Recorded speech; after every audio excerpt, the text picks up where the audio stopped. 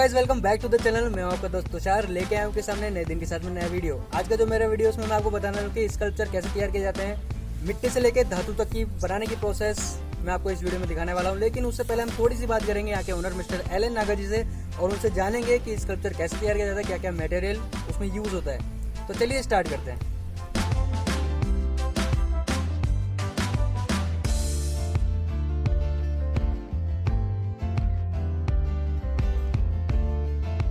तो गाइस आज हमारे साथ जुड़ चुके हैं स्टूडियो प्ले विद क्ले के ओनर मिस्टर एलन नागा जी। सर आपका बहुत बहुत स्वागत है हमारे चैनल पर। Thank you so much. आपसे रूबरू होने का एक मौका मिला जी, बहुत बहुत धन्यवाद। सर मैं अपने वीडियो में आज स्कल्पचर का दिखाना चाहता हूँ कैसे बनाया जाता है, इसकी क्या प्रोसेस है। तो उसके लिए आपकी थोड़ी सी हेल्प की जरूरत है। और साथ ही मैं पहला प्रश्न ये करना चाहूँगा कि आप ये जो आर्ट वर्क है ये कब से कर रहे हैं, और अगर कोई आपसे सीखना चाहे, जैसे फाइन आर्ट का कोर्स होता है वो आपसे कोई सीखना चाहता है, उसकी क्या प्रोसेस है? तो सबसे पहले मैं ये कहना चाहूँगा आपको कि तकरीबन मेरे को 16-17 साल हो गए इस स्कल्पचर फील्ड में, और मैंने राजस्थान यूनिवर्सिटी से मास्टर्स किया 2008 में। और ये काम करने के लिए तो अपने जयपुर में 2 इंस्टीट्यूट है, एक स्कूल ऑफ आर्ट और एक राजस्थान इंस्टीट्यूट में फैकल्टी है। साथ ही हम अपनी स्टूडियो में भी यहाँ पे भी काफ़ी स्टूडेंट्स आते हैं जिनको इंटर्नशिप करनी होती है। कुछ मेटल कास्टिंग प्रोजेक्ट करने होते हैं, कुछ स्टोन प्रोजेक्ट करने होते हैं, क्ले मॉडलिंग प्रोजेक्ट होते हैं। तो हम उनको कोऑपरेट करते हैं। कोई 1 महीने के लिए आता है, कोई 2 वीक के लिए आता है, कोई 6 महीने के लिए भी काम करता है। तो वो इतना इशूज़ नहीं है कि वो ईजिली हम कोऑपरेट करते हैं। तो सर जैसे आज मैं अपनी वीडियो में जो स्कल्पचर दिखाने वाले हैं, जो आपने एक लेडीज का स्कल्पचर बनाया है, इसका क्या मोटिव है, क्या उद्देश्य है इसका? हाँ, ये आपने अच्छा पूछा है कि बेसिकली स्कल्पचर का कॉन्सेप्ट है इन्फिनिटी जी। तो इन्फिनिटी मीन्स अनंत, जिसका कोई अंत नहीं हो, बहुत संभावना है, जो कभी खत्म नहीं हो सकता है, एंडलेस। और मैं सोचता हूँ कि एक प्रकृति और माँ काफ़ी सिमिलर फॉर्म में है, काफ़ी आसपास है। माँ और प्रकृति कभी खत्म नहीं हो सकती जब तक अस्तित्व है, दुनिया है, ब्रह्मांड है, तो वो चलता ही रहेगा। तो ये इसका एक कॉन्सेप्ट है इन्फिनिटी। तो सर अभी जो वर्तमान में भारत सरकार द्वारा मेक इन इंडिया को बढ़ावा दिया जा रहा है, उसके बारे में आपकी क्या विचार है? ये बहुत ही आपका उम्दा क्वेश्चन है, बहुत अच्छा लगा कि आप इसके बारे में सोचते हो। तो मेक इन इंडिया को मैं ये कहूँगा कि जो भारत सरकार जो मेक इंडिया कॉन्सेप्ट ला रही है या कॉन्सेप्ट आ चुका है, वो काफ़ी कारगर रहेगा, बहुत अच्छा रहेगा। जिसमें जैसे हम वहाँ लोग आर्टिजन लोग हैं, आर्टिस्ट लोग हैं, और भी बहुत से स्टार्टर है जिनके लिए मेक इन इंडिया बहुत ही बढ़िया रहेगा। लेकिन मैं थोड़ा सरकार से गुजारिश करना चाहूँगा कि सरकार की पॉलिसीज, कुछ नीतियाँ ऐसी फ्लेक्सिबल हो, आर्टिजन्स के हित में हो, ताकि वो और बेटर अपना रिस्पॉन्स कर सके, और बेटर कर सके। जैसे भी कहना चाहूँगा अभी भारत सरकार और चाइना सरकार के कुछ राजनीतिक संबंध ठीक नहीं है, इसमें इंपोर्ट कम हो गया है, हिंदुस्तान बात इंपोर्ट नहीं कर रहा है। तो ये बहुत अच्छा मौका है कि इस टाइम पे मेक इन इंडिया कॉन्सेप्ट बहुत बढ़िया जोर से चलेगा, वो एक अच्छा ग्रोथ रहेगा। थोड़ा सा गवर्नमेंट इसको और सपोर्ट कर दे तो आर्टिस्ट लोगों के लिए बहुत बढ़िया रहेगा। इससे एक आर्टिस्टों को एक पहचान मिलेगी, आर्टिस्ट भी कह सकते हैं, और भी फील्ड्स हैं जिसमें मेक इन इंडिया का बहुत बड़ा कंट्रीब्यूशन है। तो गाइस ये थे स्टूडियो प्ले विद क्ले के ओनर एलन नागा जी, और हम अब आगे जानेंगे कि स्कल्पचर कैसे तैयार किया जाता है, क्या क्या मटेरियल यूज होता है। तो चलिए स्टार्ट करते हैं। आज इस वीडियो में हम आपको एक धातु का स्कल्पचर बनाकर दिखाएंगे। उसके लिए सबसे पहले एक पीओपी का स्कल्पचर बनाने की जरूरत होती है। पीओपी का स्कल्पचर बनाने की शुरुआत एक आर्मेचर बनाने से होती है। आर्मेचर बनाने के लिए एक लोहे की मोटी रोड को हथौड़े से पीटकर उसको आकार दिया जाता है।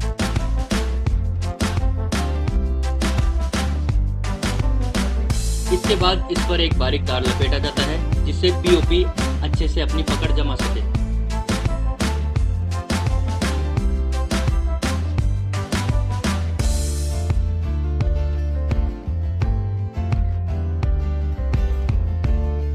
इसके बाद आर्मेचर को सीधा खड़ा रखने के लिए एक स्टैंड की मदद से और बारीक तारों की मदद से बांध दिया जाता है।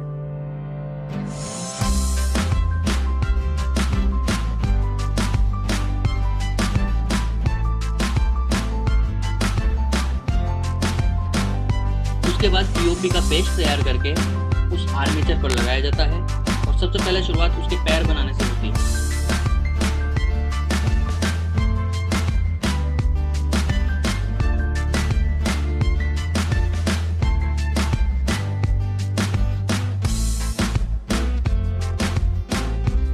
और फिर धीरे धीरे पूरे आर्मेचर पर पीओपी का लेप कर दिया जाता है।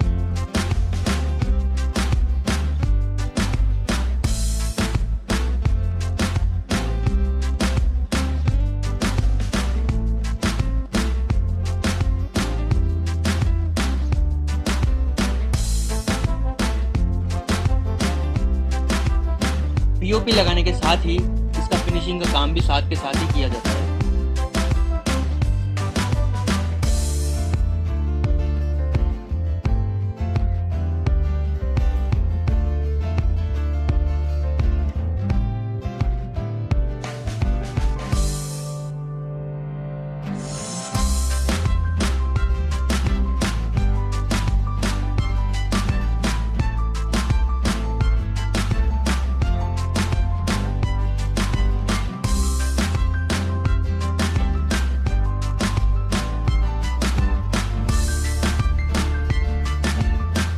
अब एक चाकू की मदद से फिनिशिंग करते हुए इसे एक महिला का आकार दिया जाता है।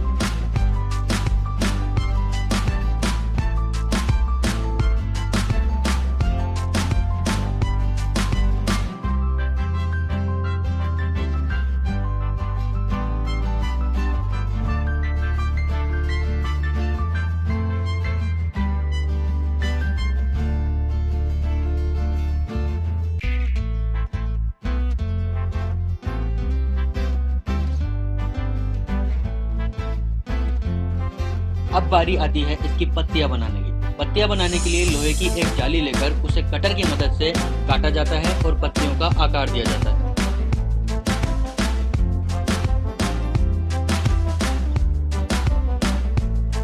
इसके बाद तैयार पत्तियों को स्कल्पचर के साथ बारीक तारों की मदद से जोड़ दिया जाता है।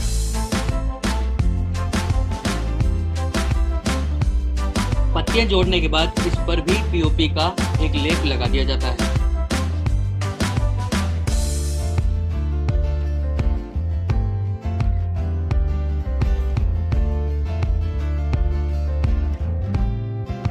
इसके बाद लगभग हमारा पूरा पीओपी का स्कल्पचर बनकर तैयार है।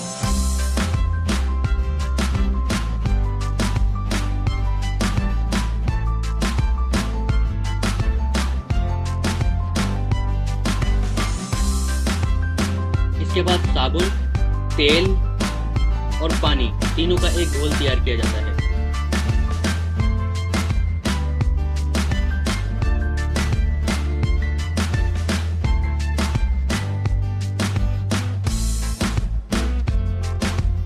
उस स्कल्पचर पर वो घोल लगा दिया जाता है ताकि जब मोल्ड बनाया जाए तो वो मोल्ड स्कल्पचर से चिपके नहीं।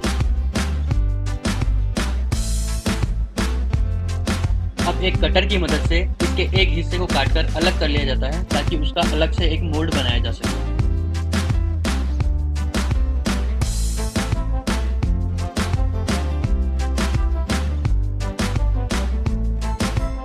मोल्ड बनाने के लिए पीओपी का एक घोल तैयार किया जाता है और उस स्कल्पचर पर उसको लगा दिया जाता है।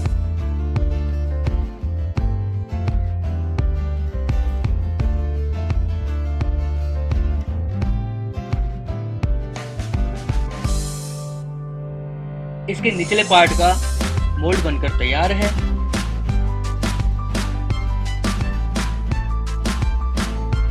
इसे मजबूती देने के लिए लोहे की एक रॉड को इसके साथ अटैच किया जाता है और नारियल के जूट को पीओपी में मिलाकर उस मोल्ड पर लगाया जाता है ताकि और ज्यादा मजबूती आ सके।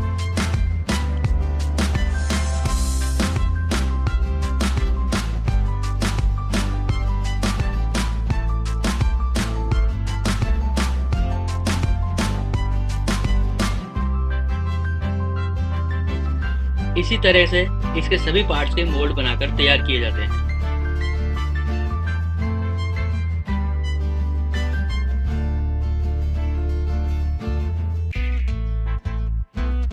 जब ये सूख जाता है तब इस मोल्ड को स्कल्पचर से अलग कर लिया जाता है।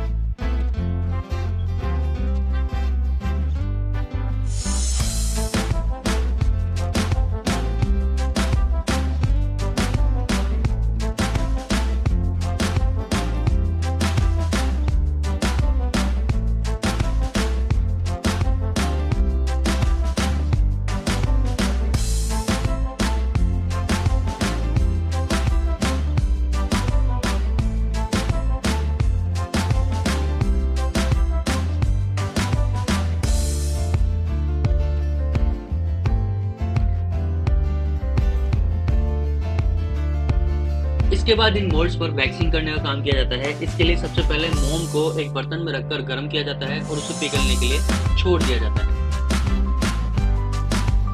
जब मोम पिघल जाता है तब एक ब्रश की मदद से वैक्स का लेप उन मोल्ड्स पर किया जाता है।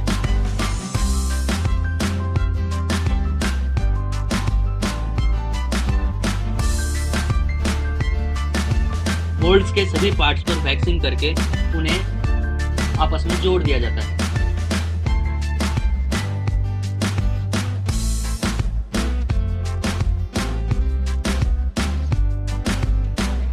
इसके बाद जमीन में एक गड्ढा खोदकर उस मोल्ड्स को जमीन में दबा दिया जाता है।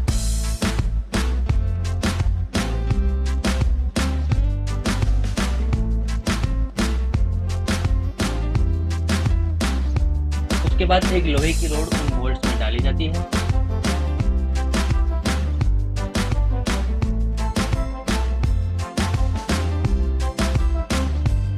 उसके बाद सुर्खी यानी ईंट का पाउडर, पीओपी और पानी का एक मिश्रण तैयार किया जाता है और उन मोल्ड्स में उनको भरा जाता है।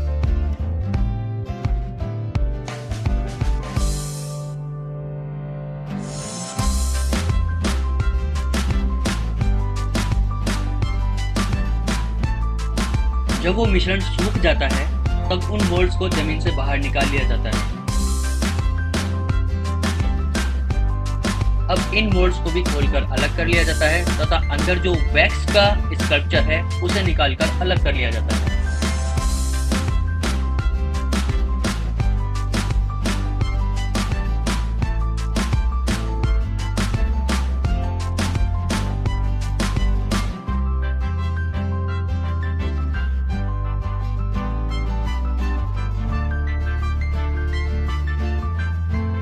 अब इस मोम के स्कल्पचर पर मोम की नलियां लगाने का काम किया जाता है।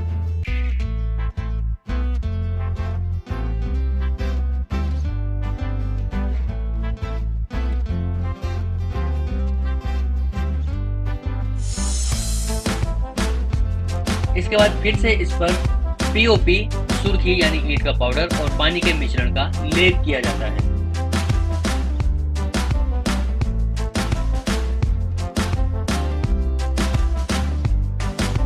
मिश्रण का लेप करके इसका भी एक मोल्ड तैयार किया जाता है।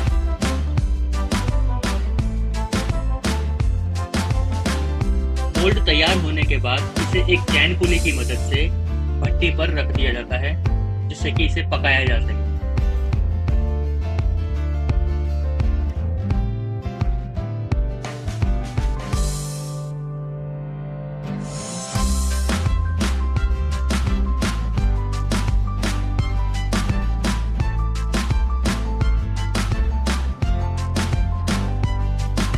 इसी तरह सभी मोल्ड्स को भट्टी पर रख दिया जाता है और भट्टी को ईंटों से पैक कर दिया जाता है।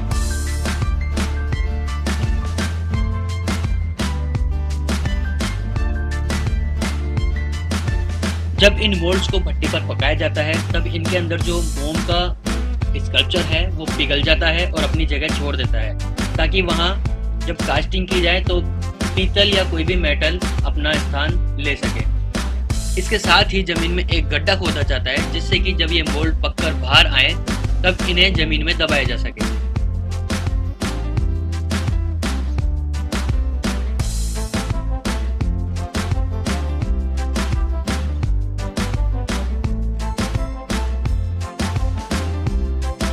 अब इन मोल्ड्स को चैन पुली की मदद से भट्टी से बाहर निकालकर उन गड्ढों में दबा दिया जाता है।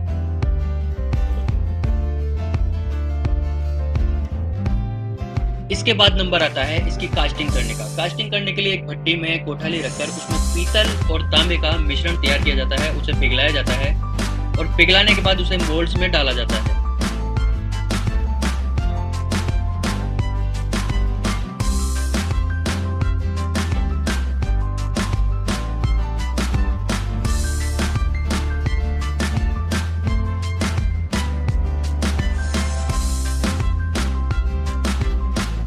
कास्टिंग करने के 6-7 घंटे बाद जब ये मोल्ड्स ठंडे हो जाते हैं तब इन्हें जमीन से निकाला जाता है और इन मोल्ड्स को तोड़कर इनके अंदर जो स्कल्पचर है उन्हें बाहर निकाला जाता है।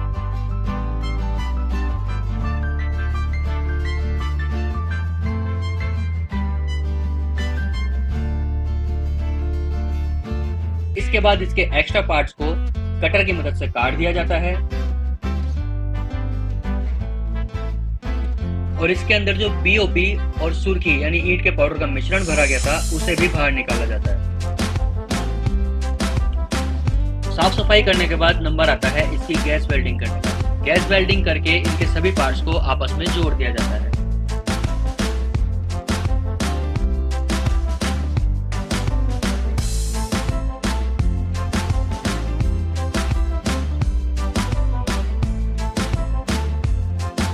इसके बाद ग्राइंडर मशीन की मदद से इसकी घिसाई की जाती है और सफाई की जाती है।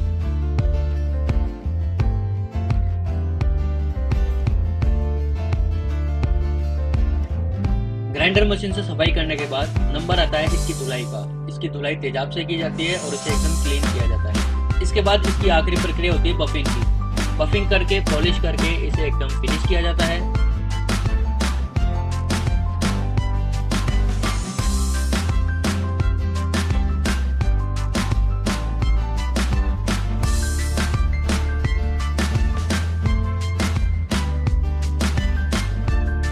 बफिंग करने के बाद हमारे सामने मेटल का स्कल्पचर बनकर पूरी तरीके से तैयार है।